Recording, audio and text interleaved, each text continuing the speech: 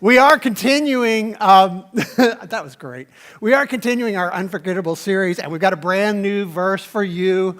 Now, this is building off last week, and if you weren't here, last week is pretty simple, and we can go back and learn that. And the reason why we put that verse first is because fear of the Lord is the foundation of wisdom. We believe that's a great starting place. That if you can get in your heart, and that's what this is about, not getting things just in your heart or, hey, good to know. No, that's not what we're doing here. What we want to do is get things inside of us that will change our decision, change our future, really. And so a fear of the Lord, a knowledge of the Holy One, it says, leads to good judgment. Now, I've got a brand new verse for you today, and I'm excited about it. But first, as most Sundays, I've got some hot filter talk that we need to do. AC filters, good time to change your HVAC filter right now. I like to do them every season. A little tip for you, just get the ones that fit yours. Don't buy the super expensive one. In fact, you will find, and HVAC guys will back me up, if you get super restrictive, hey, they'll filter out everything, they can actually be bad for your system and cause it to freeze up if it's a little low on Freon. But change those filters, you'll be glad you did, and your HVAC system will thank you.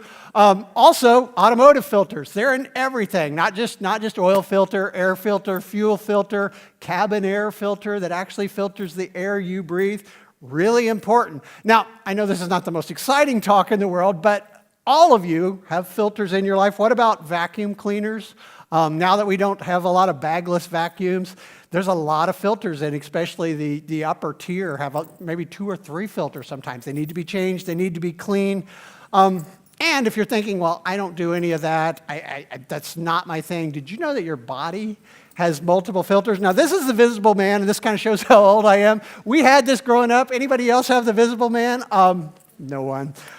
We enjoyed it not because we actually learned anything, but my brothers and I turned it into an opponent for G.I. Joe, and you could actually shoot him and take his organs out, which was awesome. We had lost his pancreas in the sandbox, but it was fairly complete.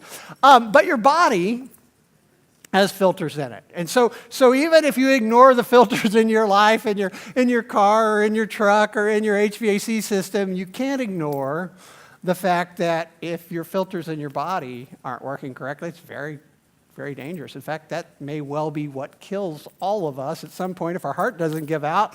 This is really exciting, isn't it? But our lungs that filter the air that we breathe, and our liver that filters the blood, and our kidneys who filter the toxin out that the liver sends its way. Now, the reason why I want to talk to you about filters is because of sort of what filters do.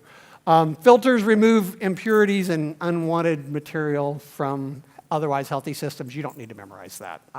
You can if you want. That would be fun for you. But I wanted to remind you of filters because filters aren't something that are just there that we don't need. We all know that. Remove your kidneys and liver and you will not last very long. But they're also part of a healthy system. And I think we forget that. We kind of think like, oh, if there weren't impurities, we wouldn't need it. But we live in a world filled with impurities, whether it's your car or your truck or your HVAC system or even your body. We need filters. And here's another thing to think about is filters protect us. And they take out like unhealthy and damaging things from our cars and our trucks and every appliance basically we have. Now, here's the reason why I wanted you to think about filters this morning. What are you using to filter your thoughts? Have you ever thought about that? Like, what are you using to sort of filter out? Because we know that there are damaging, harmful, destructive, at least non-productive thoughts that we all have, and they seem to just pop in there, don't they? And we know for sure that the wrong thoughts can cause you to ruin your life, harm yourself maybe, harm others. The wrong thoughts can keep you from advancing in your career or your relationship. The wrong thoughts can make you miserable. I mean, you and I know like the wrong thoughts on a vacation can make it seem like misery. I mean, isn't that amazing? Like how affected we are by our thoughts. Yet, I wonder what you're using to filter your thoughts. I mean, do you have a filter in there? What do you use to sort of weed out the bad thoughts and keep the good ones in? Because we know there's a difference. Now, here's probably what you thought when I said filter your thoughts, because we all sort of think it. We all sort of think, well, the way I filter my thoughts, Don, is I watch what I take in. Like I don't read, and it may be that you choose, like, I don't watch the news that much. I know a lot of people have made that choice. In fact, Mitch in the meeting this week was talking about the news of the week, and he said, I wanted to just throw my phone in the toilet, which is funny because, like, in the past, that wouldn't make any sense, but now I'm like, yeah, I get that, man. I feel like that. Like, the news is so bad, you just want to throw your phone in the toilet. So you probably might have thought, like, well, the way I filter my thoughts is I watch my intake. I watch, I try to be careful that I don't read the wrong things or listen to the wrong things. And so a lot of times we think of filtering our thoughts as just sort of filtering our intake, filtering. But let me ask you this morning. Is there any diet that you could do? And I know there's a lot of different diets there are on, but that would make your liver and kidneys unnecessary. I mean, is there any sort of whole foods, whole grain, no sugar, no grain, no whatever? Like, is there any sort of perfect diet that you could take that you would go, well, I don't even need my liver and kidneys anymore. I mean, there's nothing to filter. It's perfect. And the answer is that would be silly. I mean, that's impossible.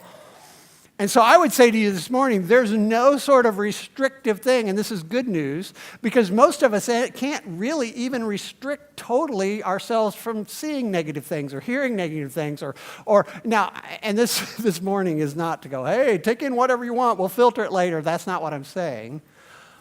But my point is, in the world we live in a world where we're just completely surrounded with media and social media and updates coming on our phone. I just got one right now, and I really wish I would have silenced it. I'm going to do that through my pants. That's amazing.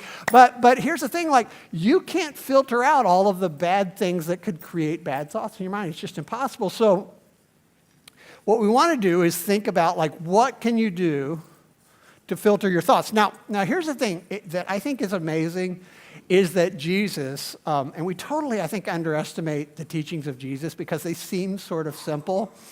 And just the fact they seem simple to us is amazing because, like, he told stories that still make sense thousands of years later.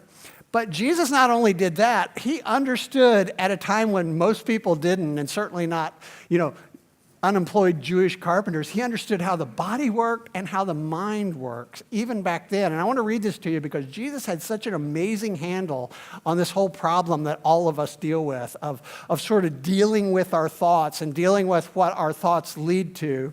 And this is funny because it's a story of Jesus and his followers were sort of caught not washing their hands, which doesn't, it happens. I see the signs, every restroom I go to says employees must wash your hands, and I'm like, good, I'm not an employee. So that always makes me feel better that I don't. But they were actually caught. I do wash my hands when there's something that smells nice in the bathroom, like the pumpkin spice soap. That always, like, right now there's pumpkin spice soap in our bathrooms at home, which smells delicious, and then there's going to be cookies for Christmas, and then after that I won't wash my hands till next August. So anyway, I don't know what, your mileage may vary, but anyway, Jesus was caught not washing his hands before dinner, and that was a big deal in their culture, and so he was busted on it. And then it says Jesus called the crowd to him. Because imagine there's these Pharisees, there's these religious teachers going, I can't believe this guy is supposed to be a religious leader, and he doesn't even wash his hands. And so Jesus says this. He says, Jesus called the crowd to him and said, listen and understand. What goes into someone's mouth does not defile him. But what comes out of their mouth, that is what defiles them. Then the disciples came to him and asked, do you know that the Pharisees were offended when they heard this? And he replied, every plant that the Heavenly Father has not planted will be pulled up by the roots. Leave them. He's talking about the Pharisees. They're blind guides. And if the blind lead the blind, both will fall into a pit. And Peter said, explain the parable to us. And then Jesus, who might have been feeling a little cranky at this point, said, are you still so dull? Jesus asked them. And then he says something that I think is, if you just had this, it's brilliant. He said, don't you see, and just think about this, is this true? Is this true today, thousands of years later? Don't you see that whatever enters the mouth goes into the stomach and then out of the body. Now, we don't have to get super graphic, but is that not still true?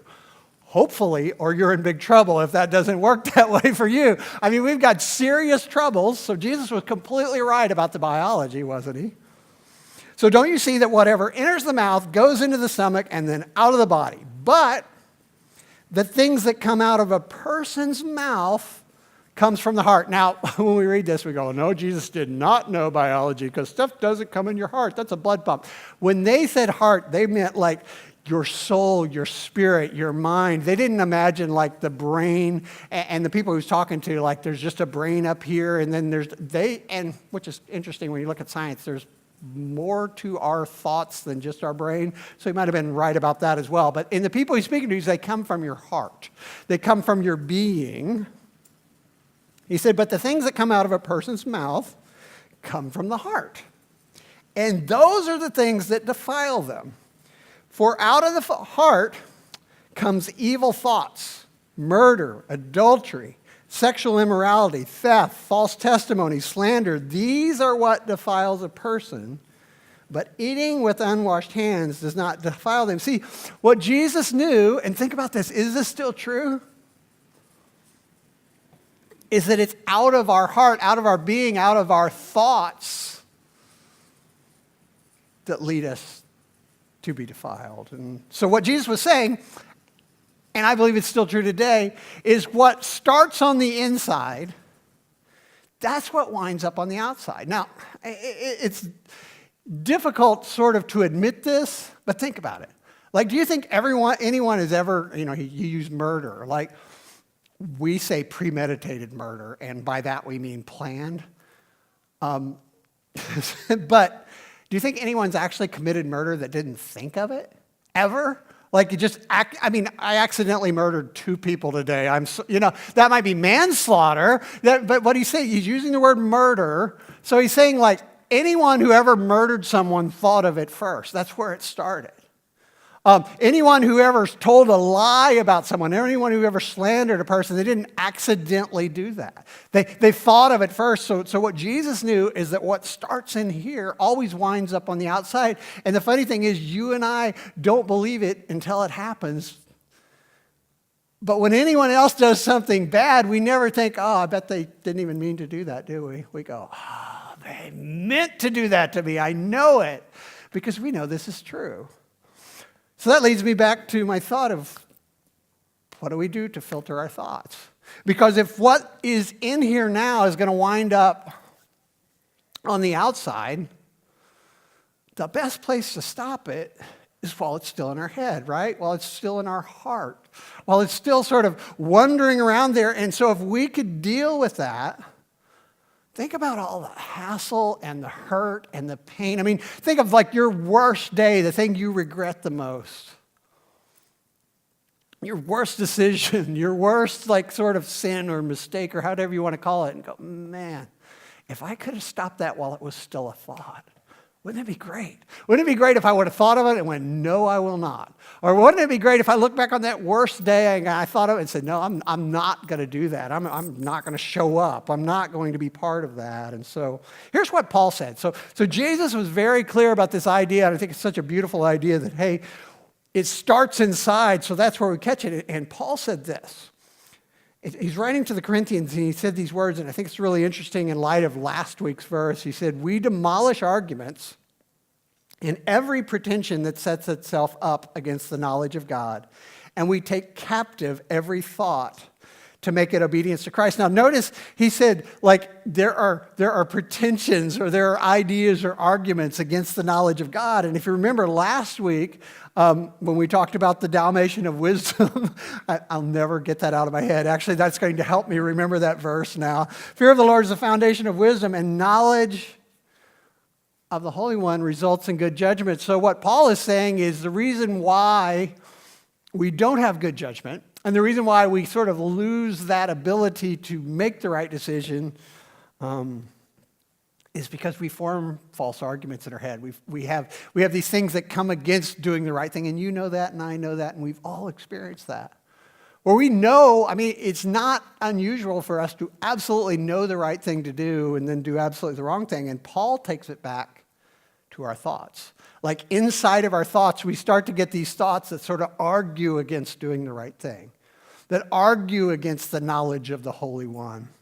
And so Paul said, and I want you to catch this sort of metaphor he does, that we take captive every thought. It's not a passive thing. It's not just, hey, we try to watch what we take into our brain. I think that's important. That's like good diet. It's not, hey, I just don't watch certain programs. They make me feel bad or they make me angry. Or, hey, I took social media off my phone. Or maybe I have Instagram, but I don't have Twitter. Or I did. So those are all good things. Nothing wrong with them. But what Paul's saying is stuff is still going to get through. We need a filter inside because just like in our bodies, like we might eat the right food and drink the right things and be very careful, but none of us are ever going to get to the point that we don't need the filters within our bodies, and if they're not healthy. And so here's what I want you to think about the filter like. It's not going to be some device we're going to put over our head, thankfully, to filter out the stuff as it comes in. I think the best way to think of the filter that we need for our thoughts is sort of like the filter you use on YouTube. If you go on YouTube and you say, well, I want cute kitten videos, which is what I always want. And then you sort of filter out, well, I want high-resolution kitten videos. And I want high-resolution kitten videos with the best view count and the latest upload date, because I've watched all the other ones. And so if you think of it kind of like that, or if you're doing a Google image search and you say, I want this size picture, and you sort of, the filter that we need to think about for our thoughts is just like that. We sort of go, these are the thoughts that I want, and these are the thoughts that I don't want in my head. So it's a filtering process that's not like it's going to strain out the bad thoughts, but it's actually us. Paul said, take captive every thought. But I think that a great way to think of it is we're going to choose which thoughts we sort of repeat. Because that's the key, isn't it? Like you can't stop yourself from thinking of something. That's never going to happen. Like I can say, purple Cadillac, and you're going to think purple Cadillac. You can't stop. I say Dalmatian of wisdom. You're not getting that out of your head. It's adorable. But like and you've probably never thought of the Dalmatian of wisdom until this morning. And now you do, and you're not going to be able to stop. But we could choose, and that's sort of what Paul said by taking captive, sort of which thoughts we dwell on. And so this is not only is it not just, hey, we need to filter out everything that comes in, or hey, we need to never think a bad thought. Because I think you would be amazed, not if I told you the bad thoughts I had, you probably expect that, but like the best person you know, if they were honest, like the best person, like your grandma or I don't know, your grandma's horrible, but my grandma was nice, but like somebody, the best person you know, and you knew like the initial thought that they would have, it would probably shock all of us. And so here we go. There is a solution that I believe Paul gave us that's just so fantastic. Now, you're going to notice right away in this scripture, we're not going to memorize all of this, but this is something we talked about earlier in the year. We spent a couple months talking about, I'll read it to you. Rejoice in the Lord always. And again, I say rejoice. Let your gentleness be evident to all. The Lord is near. We talked about this for 2 months. Do not be anxious about anything, or don't worry about anything. Remember that? But in every situation, by prayer and petition, with thanksgiving, present your requests to God. We talked about this, like, not worrying about anything, but then just not worrying, but actually praying about everything. And I don't know what you took away from that series, but it's weird. Like one thing that has changed in my life is 1 week, and it's weird, sometimes you say it, and kind of as a preacher, the most convicting things I say are things I tell you and I realize I don't do. And I was talking about, do you complain more or pray more? And I realized I complained more. So I am working, and ever since, like whenever I start to complain, go, oh, did I pray about that? And so I try to pray instead of complain.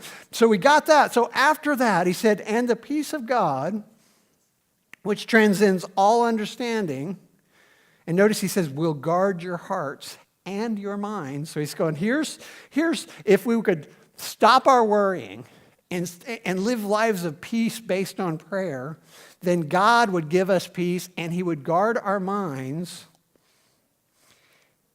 And then he says these words, and this is our part of that. He said, finally, brothers and sisters, and he gives us a list of thoughts that we should build on. Whatever is true, and whatever is noble, and whatever is right, and whatever is pure, and whatever is lovely, and whatever is admirable, and if anything is excellent or praiseworthy, think about such things. And then he goes on to say, which is so important, whatever you have learned or received or heard from me or seen in me, put it into practice, and the God of peace will be with you. And so that is what we need to think about this month or this week. If we're going to filter our thoughts, and I like the fact this is a positive filter because that means it'll actually work. Because if he was like, don't think about this, don't think about this, that's impossible, isn't it? It's so hard not to think about something. Instead, it's a positive idea if we would think of these things, it could change everything. So whatever is true, that's the first filter. And that's a tough one, like right there. And I think that's the reason it's first. Because you and I spend an incredible amount of time, especially today because of the news and because of social media and because of everything around us. We're so bombarded with these images and these stories of the week. And it's weird because you go, man, the outrage of last week, you can't even remember 2 weeks later, but we're surrounded by these things. And he starts off with whatever's true. See, I think we spend a lot of time, I think about this, like worrying about things that aren't even true. And so if we could sort of filter that out, that's a good start, isn't it? It's amazing like how much we could sort of clean up our thoughts, and I'm not talking about it in a sort of prurient way, but like clean up just the junk and the garbage that is non-productive would just be getting rid of untrue stuff that we worry about. And that's difficult, because it's difficult to know what is true, but what he's saying is if we don't know it's true, maybe we don't put any energy into thinking about it. And that right there is probably worth everything you paid for the sermon, which was nothing, but it would be important. Like if we could just do that, I mean, think about how powerful that is. Like think about like the things, the scandal of the week. Like I'll use something older so none of you are offended except everybody. Like a lot of people thought that George W. Bush was born in Kenya. Now, I voted for him twice, but you could tell from his speeches that English wasn't his first language, so could have been true, right? Turns out George Bush was not born in Kenya, he was born in Canada. So you should think about, think about it like really how much time and effort people spent and people still spend thinking about things that aren't true. In fact, we find out later they're not true. So that's the first filter, whatever is noble. And this one here, like I almost did like, hey, I'll do a definition of noble. You can do that if it's helpful, but here's the thing, you know what's noble. Because you know it's not noble. Like, is this a noble thought? Is this as good? Is this like sort of the highest moral order? And we sort of filter that out. Whatever's right.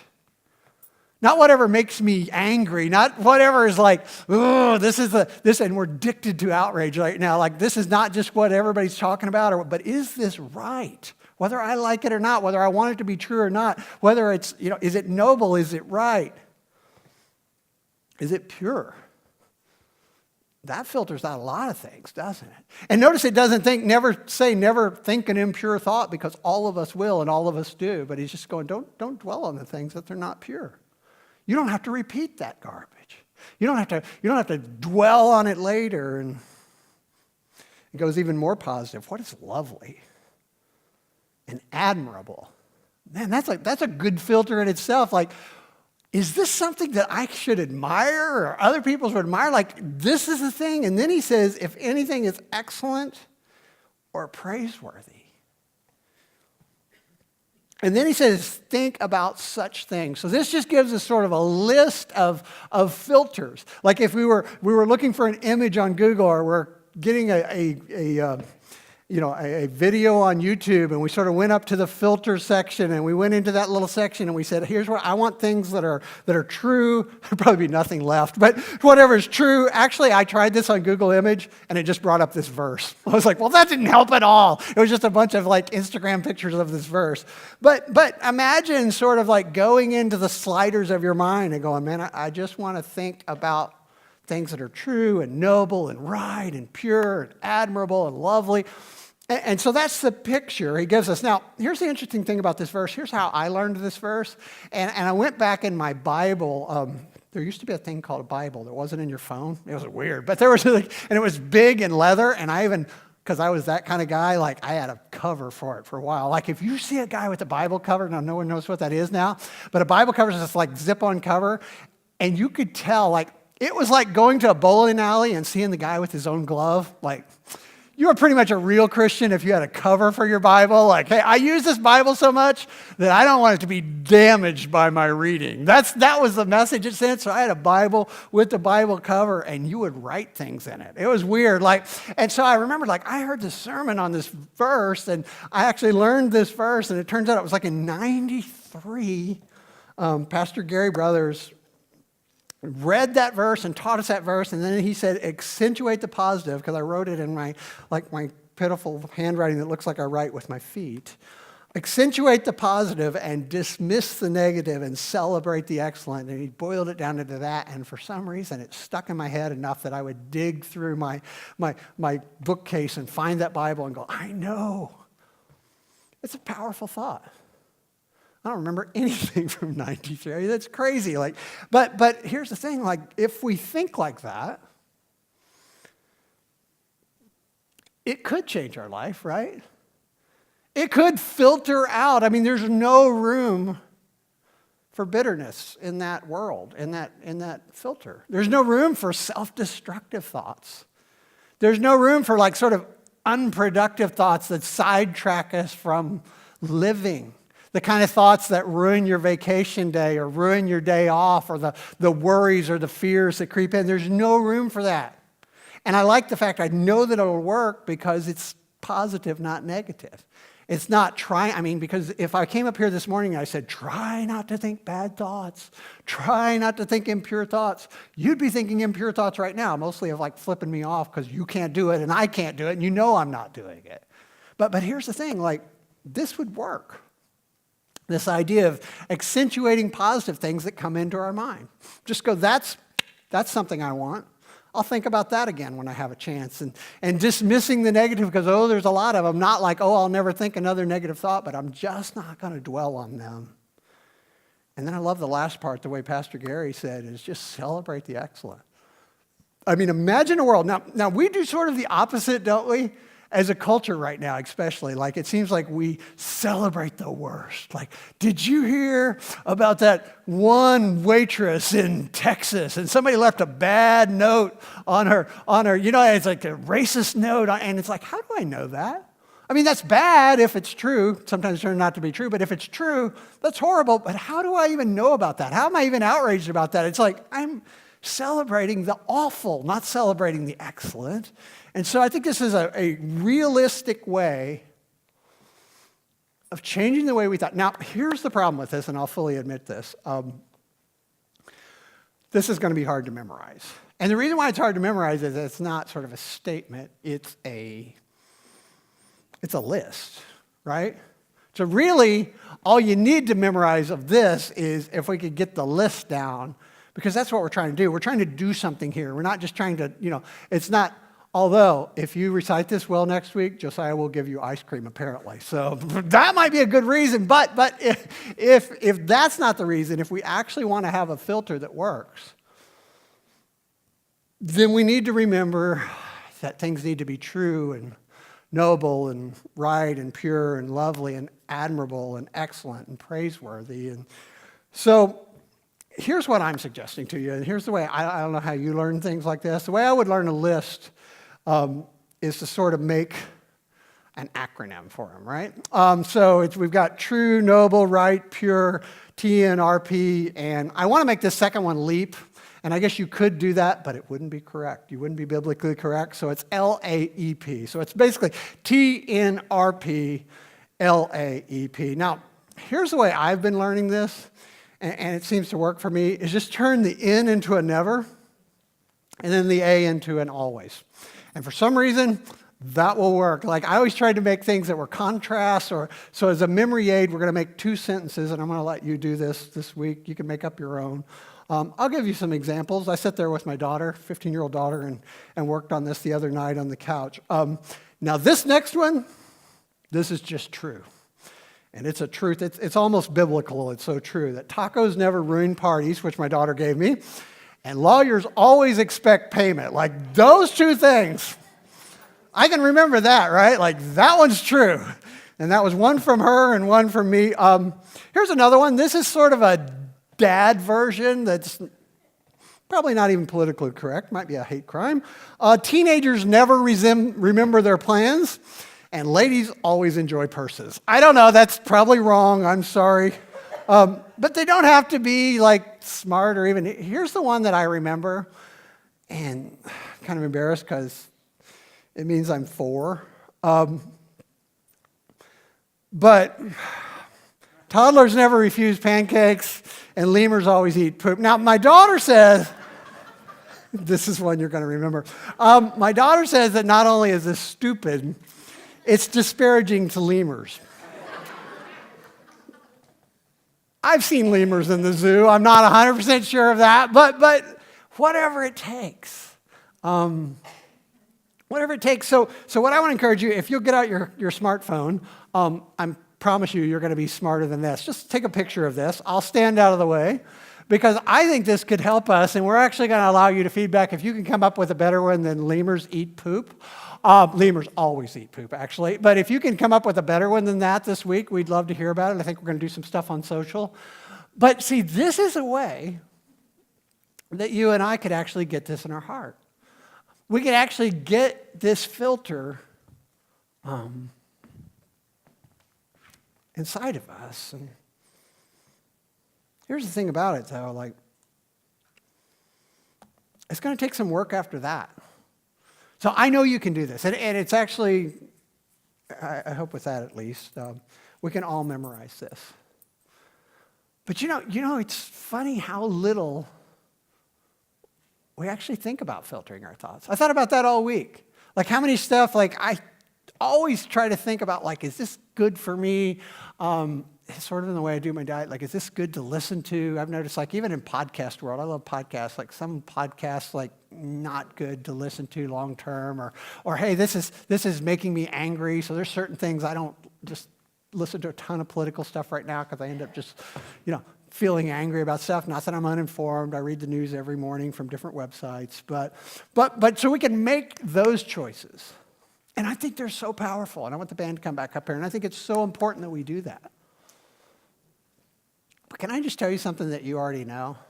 Even if you're really disciplined, even if you're the kind of person that like never eats the wrong thing or never like watches the wrong movie or never tunes into the wrong website, even if you're that person,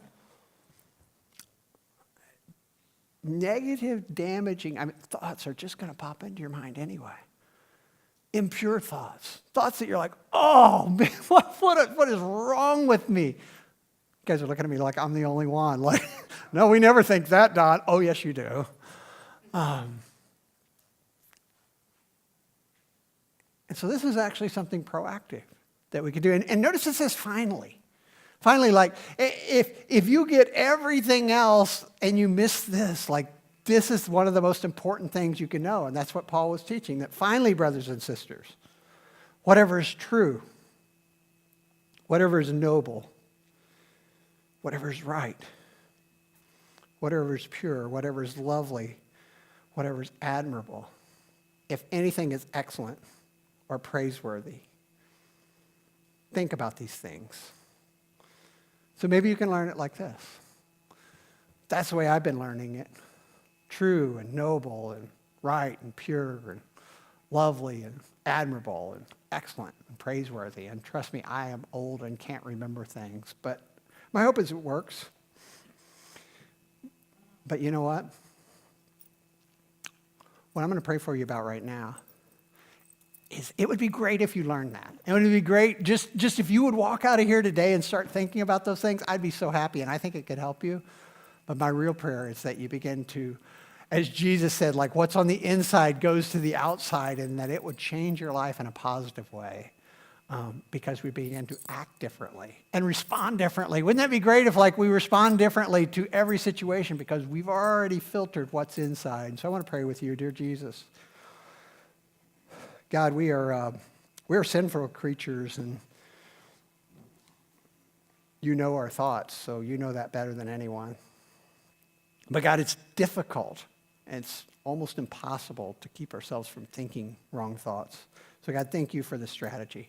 God, I pray for everyone here today that they'll join in our reindeer games and sort of learn this verse. But beyond that, God, I pray that it would make a positive difference in their life, in their relationships, in their careers, and in what others think about you because of them. God, I pray for each one here. It's not a mistake that they're here this morning. In your name we pray. Amen.